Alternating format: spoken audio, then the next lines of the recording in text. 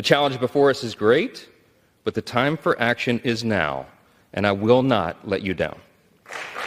Just hours ago, the U.S. House passed foreign aid bills that add up to about $95 billion in aid to countries including Ukraine and Israel. The move is likely to further infuriate conservatives who have threatened House Speaker Mike Johnson's job over the issue. Since Joe Biden went into the Oval Office, beginning on day one, they began to open that border wide. And the numbers, the official number is about 9 million people have been encountered at that southern border just in the last 3 years and a few months. But we all know, and the number's probably somewhere close to 16 million people by now that have gotten into this country illegally.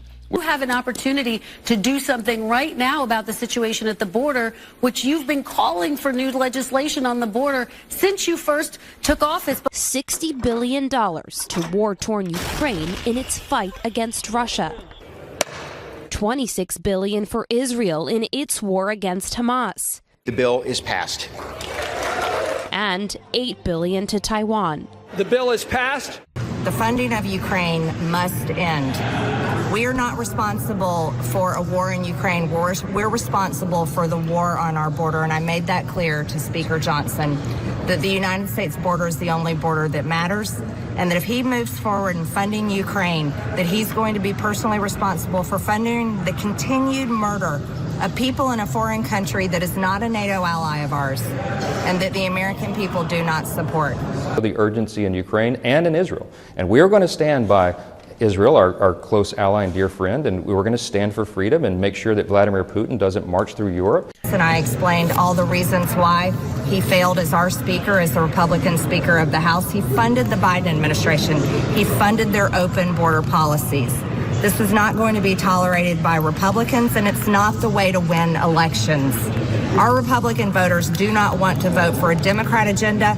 They want to vote for a Republican agenda. What are we doing? And we cannot allow it. I think there may be 15 million illegals who've come across that border since Joe Biden took office. You know, President Trump had there was such a distinction between these two leaders. You know, he built the wall, he deported criminals, and he seized fentanyl. Joe Biden has done exactly the opposite of all of it. We see the effects, and America can't stand for this any longer. Biden has destroyed our country. Look, Biden is the worst president in the history of our country, worse than Jimmy Carter by a long shot. Jimmy Carter's happy because he's had a brilliant presidency compared to Biden. I don't know how much longer our members are going to tolerate the Republican speaker that we elected to pass our agenda in the House. We don't know. I don't know how long people are going to tolerate this because he's doing nothing but serving the Democrats. And I will not let you down. I'm very familiar with the law. What we're suggesting here is that Secretary Mayorkas has openly defied federal law, openly, repeatedly engaged in a practice of defying the law that Congress has put on the books and previous presidents have signed. He has also lied to Congress. He has misrepresented facts over and over. And by that, and because of that, he's obstructed congressional oversight. All of these are constitutional responsibilities that we are unable to fulfill because this cabinet secretary has decided to defy federal law. Extreme times, desperate times call for desperate measures, and that's where we are. Mr. Speaker, just a couple of points there. Of course, Secretary Mayorkas and you had a dispute over what it means for the border to be secured. So the notion that he lied has not stood up under independent fact checkers when you look at the fact that this was a dispute. Biden administration, responsible for this, has willfully and systematically refused to enforce our immigration laws. Not only that, he's violated the public trust by repeatedly lying under oath to Congress and the American people. If these aren't impeachable offenses, I don't know what would qualify. Mayorkas and you had a dispute over what it means for the border to be secured. So the notion that he lied has not stood up. Has Secretary Mayorkas ever lied to you? Yes. Anyone paying attention at all can see that Joe Biden's responsible for the worst border crisis in the history of our country. No matter how many times Secretary Mayorkas lies about it, under oath, we know that the border is simply not secure. The border is secure. The border We are working to make the border more secure. Testify under oath right now. Do we have operational control? Yes or no? Yes, we do. And we have operational control of the borders. Yes, we do. My question, you heard the Secretary. He said we have operational control. That's the definition of operational control. Based upon the definition you have, sir, up there, no. We don't have operational control. No, sir. But is Secretary Mayorkas lying? I didn't see the rest of the testimony there, sir. He was asked. You saw. He was asked if we had question. operational control, and he said yes. I think it's either ignorance, which is unacceptable, or it's lying. Under independent fact checkers, when you look at the fact that this was a dispute. We passed laws to fix it. We passed H.R. 2, our signature legislation, the Secure the Border Act. We sent that to Chuck Schumer over a year ago. He's completely ignored it. They don't want to close the border. And here's the thing. I remind everybody, the Republican Party is in charge of only one house of Congress. And by the way, Mark, we have the smallest margin in U.S. history. I have a one-vote margin. That means if we want to close the border, we can pass it. If we get all the Republicans, keep them all together, we can send it to the Senate, and we did. But then it dies there because the Democrats, the open border Democrats, run the Senate and the White House. I can't force it into law. But here's the point. Even if we were able to pass it into law, they'd ignore it. We have federal immigration laws in the books, but Mayorkas and Biden have flouted it. They don't care. They've ignored it. They would do it again.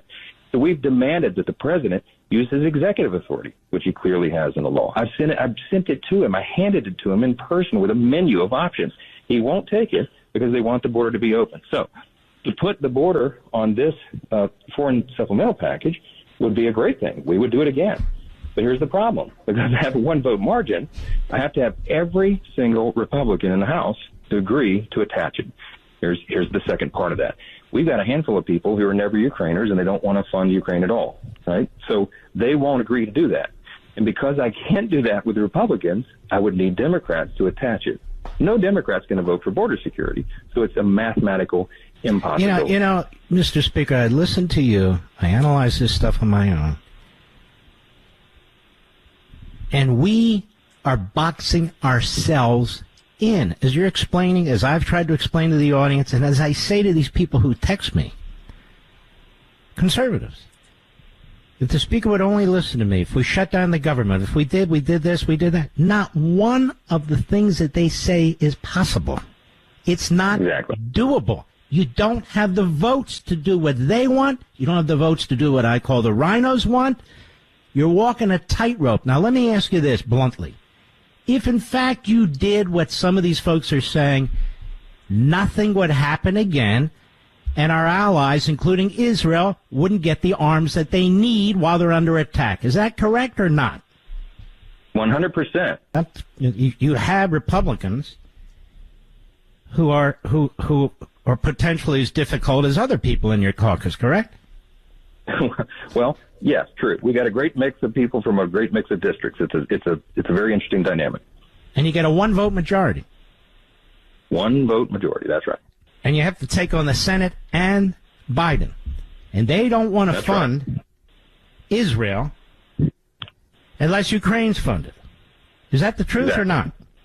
That is exactly right.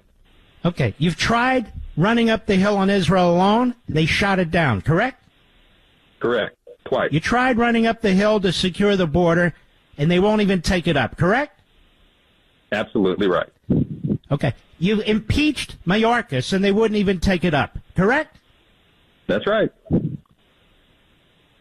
Okay. Well, the problem here is we're not going to get our allies the armaments that they need, whether it's Taiwan facing down communist China, who's our enemy, or Ukraine facing down Russia, who's putting killer satellites in the sky and hypersonic missiles aimed at us, or Iran, which is building nukes in an administration that's helping them fund it. We will not be able to arm our friends. Arm them. If we play any more games, and I call them games because every one of these, they're not conservatives. I'm a conservative. Every one of these people have no plan. It would have worked. They say it would have worked. I'm not an idiot. I've been around 50 years. It won't work. Now, that doesn't mean, Mr. Speaker, you sell out. And I'm not saying you are. You're not. You're trying to fight this.